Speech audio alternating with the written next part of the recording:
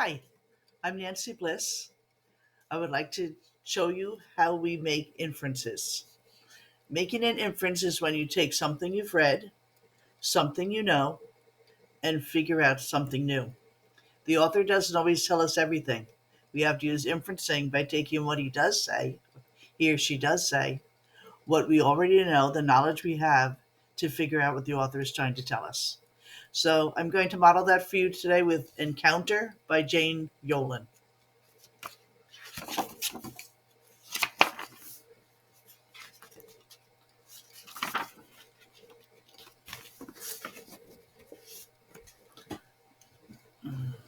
Okay. The moon was well overhead, and our great fire had burned low. A loud clap of thunder woke me from my dream. So I can infer that it's nighttime because I just read that the moon was out, the fire has burned low, and I was awoken from my dream. And I know that at night the moon comes out. If we had a fire burning, it would be low because we'd be in bed by now, and dreams happen at night. Now, the author didn't tell me that it was nighttime, but he gave me all those clues. So, taking those clues and what I know, I can infer that the story is at this moment during the nighttime. All dreams are not true dreams, my mother says, but in my dream that night, three great winged birds with voices like thunder rode wild waves in our bay. They were not like any birds I had ever seen, for sharp white teeth filled their mouths. Now, I'm not sure about the words, but I can take the picture and I see three birds and their bellies look like boats. So I'm going to infer that those three birds mean boats. And if you think about what I know about history, I know that Christopher Columbus came over on three boats, the Nina, the Pinta, and the Santa Maria. So I'm going to predict now, because I'm not positive, that maybe this is supposed to be Christopher Columbus. But I'll look for some more clues to see if I can infer that it definitely is. Okay. I left my hammock and walked to the beach.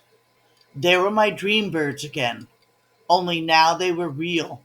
Three great sailed canoes floating in the bay. I stared at them all through the night. When the sun rose, each great canoe gave birth to many little ones that swam awkwardly to our shore. Let me figure that out. When the sun rose, so there must be daytime, each great canoe gave birth to many little ones that swam awkwardly to our shore. So to give birth would be to have another one, a smaller one, okay, that swam awkwardly to our shore. So I'm guessing, and I'm using my pictures as well, and knowing what I know, is that smaller boats are used to come into the shore.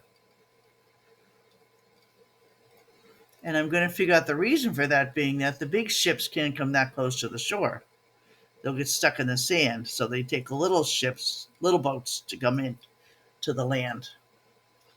I then I ran then and found our chief still sleeping in his hammock. Do not welcome them, I begged. My dream is a warning. But it is our custom to welcome strangers, to give them the tobacco leaf, to feast them with the pepper pot, and to trade gifts. You are but a child, our chief said to me. All children have bad dreams.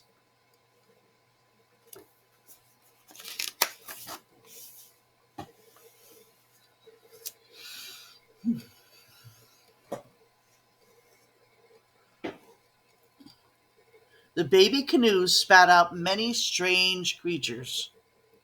Men, but not men.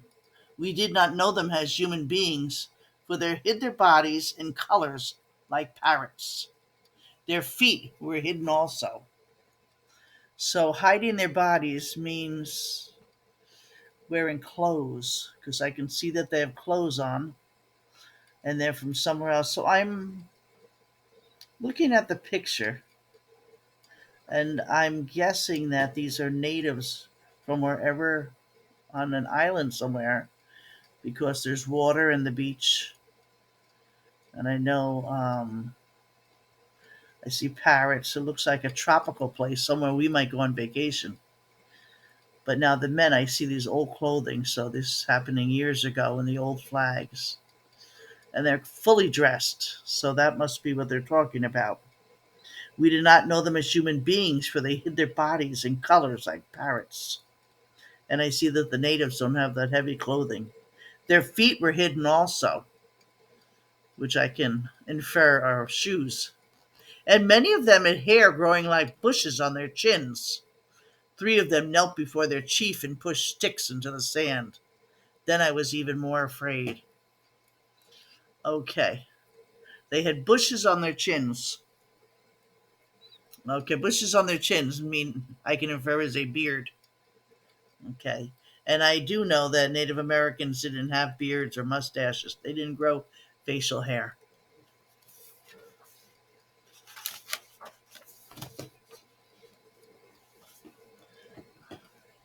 Hmm? Our young men left the shelter of the trees. I, who was not yet a man, followed, crying, "Do not welcome them, do not call them friends." No one listened to me, for I was but a child. Our chief said, "We must see if they are true men." So I took one by the hand and pinched it. The hand felt like flesh and blood, but the skin was moon to my son. The skin was moon to my son. So I can infer, because I know the moon is a pale yellow color, and the sun is a bright red fiery ball, we think about it, that the skin of the strangers who are here is very pale, like a white man's, and that the natives have a darker skin from the sun, tanning them and browning them. The skin was moon to my son. The stranger made a funny noise with his mouth, not like talking, but like the barking of a yellow dog. A funny noise with his mouth, like a barking like a dog. I think I might infer that he's laughing, like a dog barking.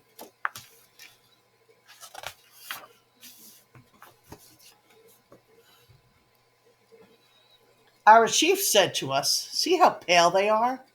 No one can be that color who comes from the earth. Surely they come from the sky." Then he leaped before them and put his hands up, pointing to the sky, to show he understood how far they had flown. All right, so he's pointing up at the sky, means that they can't communicate. They speak a different language, and he's using sign language. I know with sign language, you use your hands. Then he leaped before them and put his hands up, pointing to the sky, to show he understood how far they had flown. "Perhaps they have tails," said my older brother. "Perhaps they have no feet." Our young men smiled, but behind their hands, so the guests would not feel bad. Then they turned around to show that they had no tails.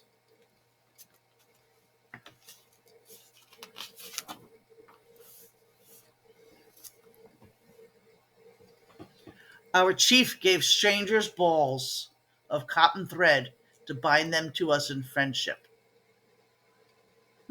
Balls of cotton thread to bind them to us in friendship. He gave them spears that they might fish and not starve. He gave them gum rubber balls for sport. He gave them parrots, too, which made our young men laugh behind their hands all over again, knowing it was our chief's little joke that the strangers looked like parrots. I'm going to infer, because I know parrots are very colorful, that the men must be wearing very colorful clothing. That's why they look like parrots. But the strangers behaved almost like human beings, for they laughed too, and gave in return tiny smooth balls, the color of sand and sea and sun, strung upon a thread. Round balls strung upon the thread. Sand, sea, sun. So we've got tan, blue would be the sea, and yellow would be the sun.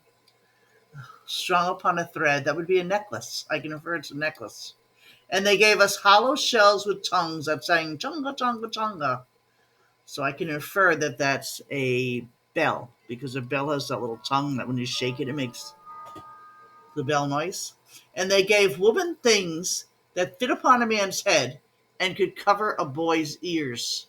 I know hats are knitted. Okay, you knit a hat and you put it on. That's what you wear on your head. So I can imagine that they. So I can infer that they gave them a hat. For a while, I forgot my dream. For a while, I was not afraid. Okay, so I'm not going to read the whole story, but I wanted you to see how I'm taking what I read and what I know and figuring out what the author is telling us. He doesn't tell us it's that he gave them a necklace. He says he gave them a string with little round balls on them, and we can infer that's a necklace. Okay? So the author can't tell us everything. He gives us little clues. We have to take the clues and what we know and figure things out. And that's called making an inference. And we do that a lot without even noticing that. All right. So I hope you understand making inference a little better. See you next time.